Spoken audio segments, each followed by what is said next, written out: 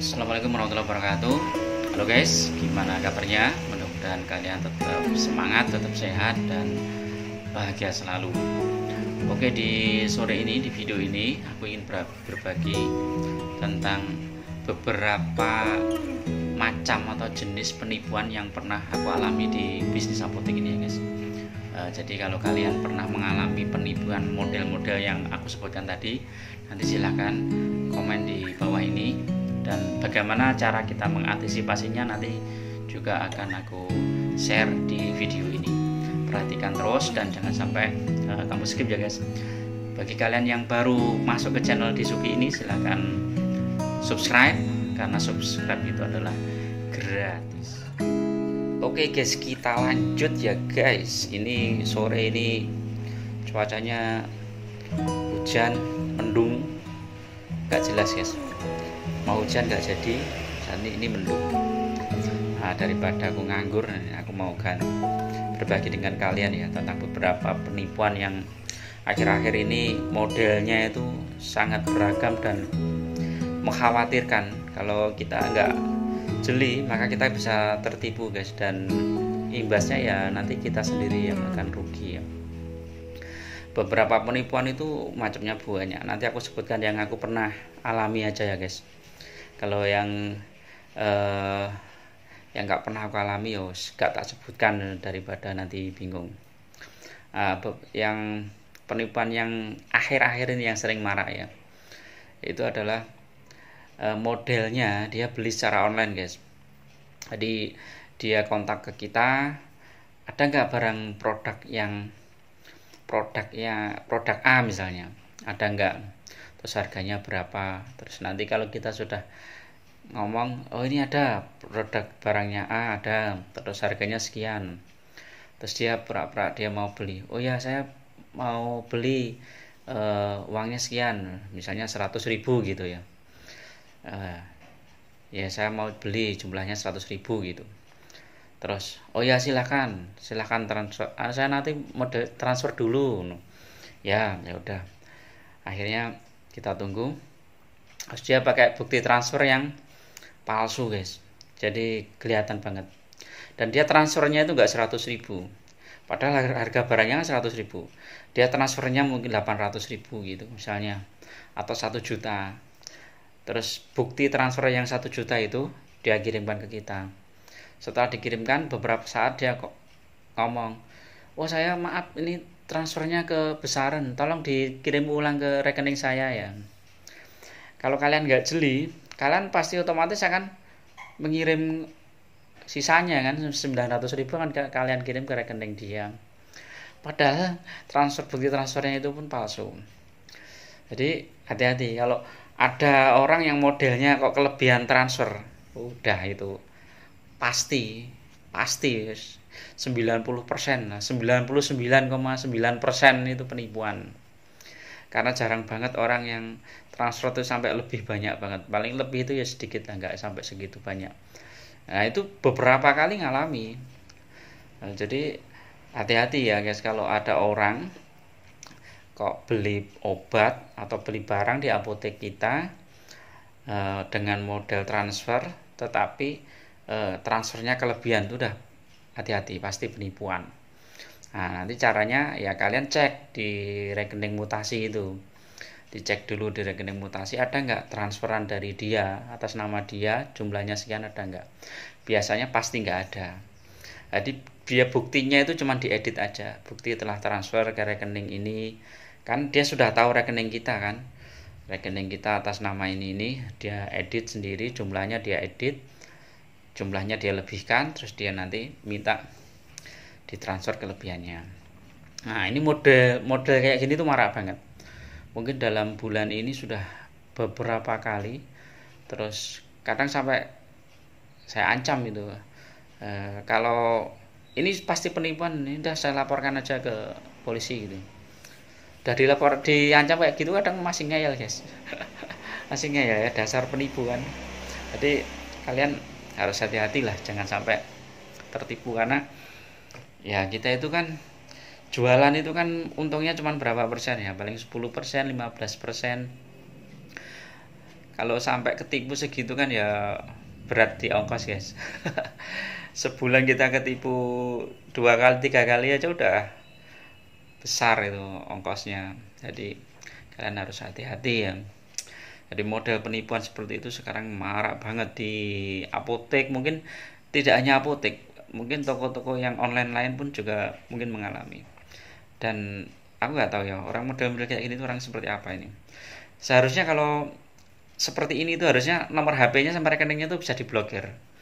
Seharusnya kalau eh, apa itu eh, hukum di Indonesia itu apa bagus gitu ya, tinggal melaporkan aja rekeningnya ini ya kan jelas nomor HP ini rekeningnya jelas yang dia mau transfer melakukan penipuan, buktinya juga ada itu chatting atau dan lain-lain itu kan buktinya tuh. Gampang sebenarnya mau dilacak tapi kenapa enggak ya itulah saya enggak tahu. Jadi yang penting kita hati-hati aja jangan sampai ketipu model yang kayak gitu. Terus yang model yang kedua apalagi guys, model yang kedua itu ada yang dia mau ambil barangnya dulu guys. jadi jadi dia tuh langsung ke apotek mau ambil barang dulu dan bilang bahwa uangnya sudah ditransfer. Kalau kita nggak koordinasi dengan teman-teman yang pas sip jaga itu ya hati-hati.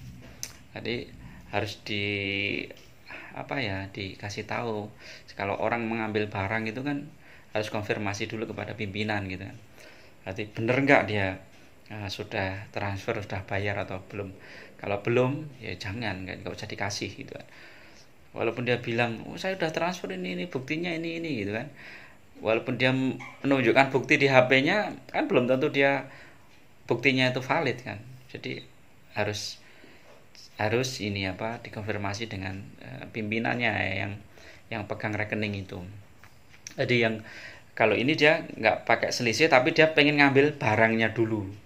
Jadi barangnya itu mau diambil dulu terus dengan bukti transfer yang nggak valid. Jadi itu. Terus berikutnya ada lagi gini guys, yang ini yang agak rumit.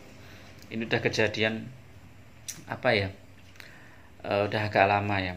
Mungkin karena sudah sering ke apotek itu sudah mungkin udah hafal ya, karena begitu ada kejadian itu biasanya kita kan langsung share di grup apotek di Jogja ya, ada kejadian kayak gini jadi cepat mereka langsung membentengi diri kan. Nah ini kejadiannya adalah tuker receh guys, tuker receh. Dia itu pura-puranya bawa uang receh, menawarkan uang receh gitu kan. Mbak, mas saya mau nuker receh bisa no? Oh ya bisa. Saya ini loh, saya dari situ toko komputer dekat itu loh ya. Padahal belum tentu itu toko komputer ada. Kita kan juga nggak ngecek apakah ada itu toko komputer paling dekat dengan kita itu. Situ loh mbak, nanti gampang. Oh ya, jadi kan terus kita seakan percaya kan. Oh kan dia ada toko dekat itu kan. Terus ini dia bawa uang receh tapi uang recehnya itu dibandel pakai plastik gitu, jadi nggak bisa langsung seketika itu dihitung gitu kan, bandel. Nah, ini satu bandelnya ini 200.000. Nah kalau kita nggak pernah lihat ya uang 200.000 dalam bentuk 500 rupiah itu seberapa banyak itu kan kita nggak bisa membayangkan kan. Terus ya nggak usah dihitung ngomong, nanti saya cuma deket sini ya mbak, nanti kalau misalnya kurang bisa komplain ke saya gitu kan misalnya. Jadi dia itu berusaha untuk biar nggak dihitung gitu kan. Terus kalau misalnya kita mau tuker lagi nggak, saya juga punya gitu, nambah lagi gitu. Jadi dia satu bandel 200.000, dia mau ambil lagi, terus kita oh iya saya butuh 200.000 lagi. Akhirnya dia keluarkan satu bandel lagi kan, jadi 400.000.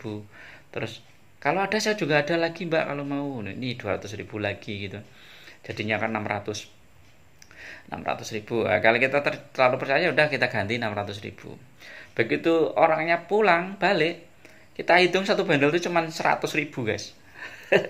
Jadi udah rugi 300.000. Ini pengalamanku sendiri waktu itu, pas aku jaga juga terlalu percaya sama orang gitu. Kirain bener ya ngomongnya, Terus saya cek itu ternyata komputer komputer yang dia sebut itu mana, nggak ada juga. Dan ini ternyata dia itu bergerilya dari toko kita ke apotek, kemudian ke apotek yang lain atau ke toko-toko yang lain di sekitar situ, guys. Terus nanti dia pindah lagi ke daerah mana, modelnya kayak gitu lagi. Jadi kalian harus hati-hati kalau ada orang yang tuker receh atau apa, itu kalau kita belum kenal itu ya harus dihitung di tempat itu. Kalau nggak mau dihitung ya sudah, no way, tidak mau, gitu aja. Dihitung di tempat itu. Kalau mau, kalau enggak ya sudah.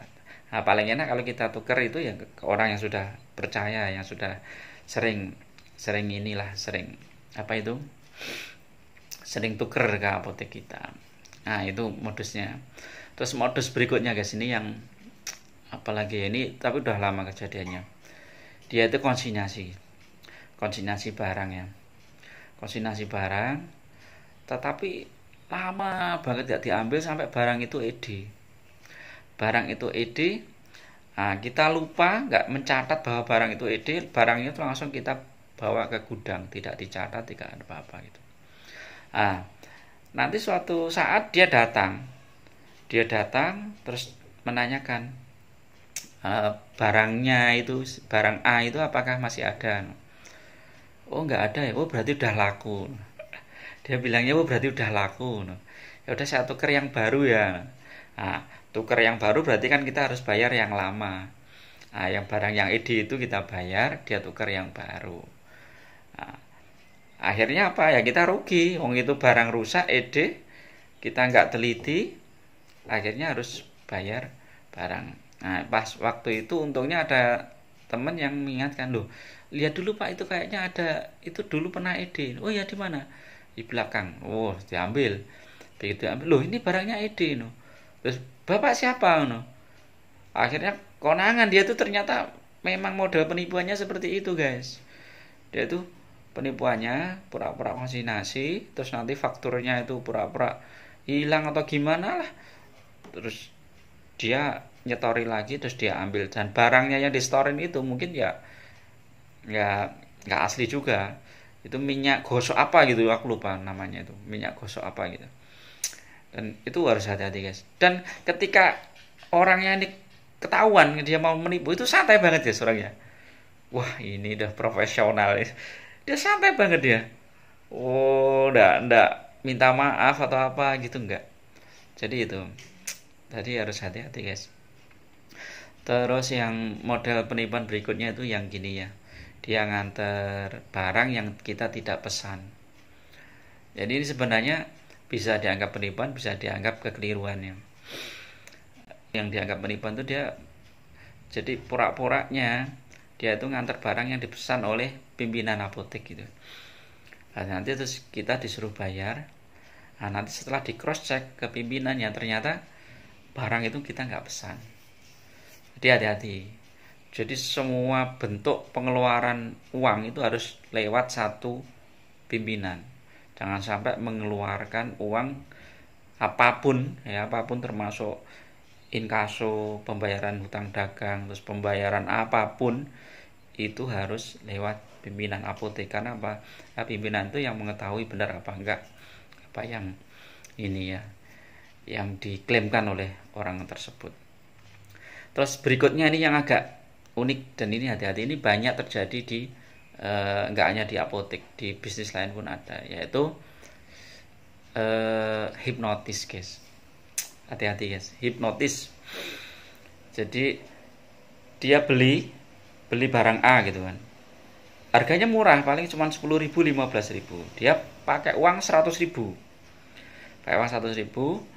setelah kita kembalikan, misalnya dia beli 15.000, kita kembalikan 85.000, kan ada 50.000 sama 30 ya, 35 ya. Itu yang 50.000 pas kita kembalikan, itu yang 50.000 disembunyikan atau dijatuhkan atau gimana. Terus dia bilang, Mbak ini kembaliannya kurang gitu. Itu hati-hati.